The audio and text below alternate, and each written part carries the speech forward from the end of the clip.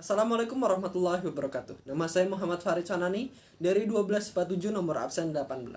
Di video ini, saya akan merangkum materi 3.1 Sejarah Indonesia tentang upaya bangsa Indonesia dalam menanggulangi disintegrasi bangsa. Sejak Indonesia merdeka pada 17 Agustus 1945, sudah banyak peristiwa besar yang terjadi di bangsa ini, dari disintegrasi, intoleran, radikalisme, terorisme, dan lain-lain. Berbicara tentang radikalisme, Indonesia telah banyak peristiwa yang masih menjadi tantangan untuk negara. Bagaimana cara menumpas, bagaimana cara mencegah, dan bagaimana cara berkonsolidasi untuk menemukan titik temu suatu masalah demi ketenangan warga negara Indonesia.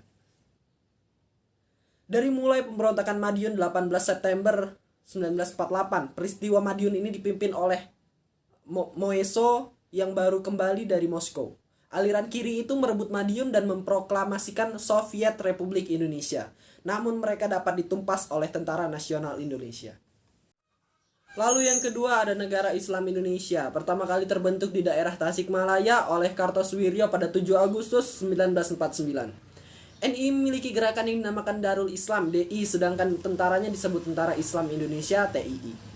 Yang ketiga yang cukup fenomenal adalah pemberontakan G30 SPKI.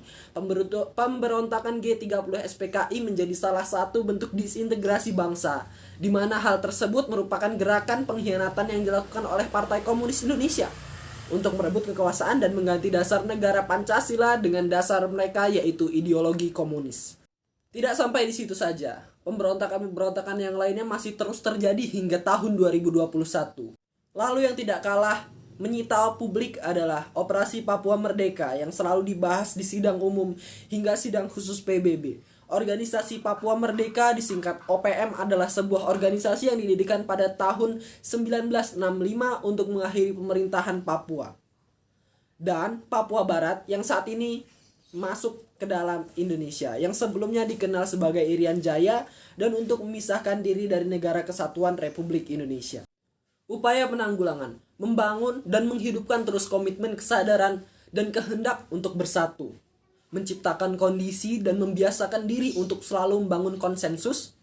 Membangun kelembagaan pranata yang berakarkan nilai dan norma yang menyuburkan persatuan dan kesatuan bangsa. Merumuskan kebijakan dan regulasi yang konkret, tegas, dan tepat dalam aspek kehidupan dan pembangunan bangsa yang mencerminkan keadilan bagi semua pihak, semua wilayah. Upaya bersama dan pembinaan integrasi nasional memerlukan kepemimpinan yang arif dan bijaksana serta efektif.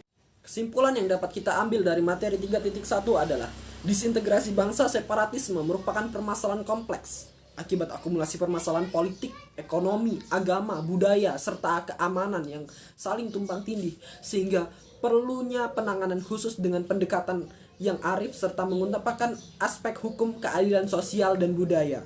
Pemberlakuan otonomi daerah merupakan implikasi positif bagi masa depan daerah di Indonesia, namun juga berpotensi untuk menciptakan mengentalnya heterogenetal di bidang sara. Pertarungan elit politik yang diimplementasikan kepada penggalangan massa yang dapat menciptakan konflik horizontal maupun vertikal harus dapat diantisipasi. Kepemimpinan dari elit politik nasional hingga kepemimpinan daerah sangat menentukan meredamnya konflik pada skala dini. Namun pada skala keadilan diperlukan profesionalisme aparat keamanan secara terpadu.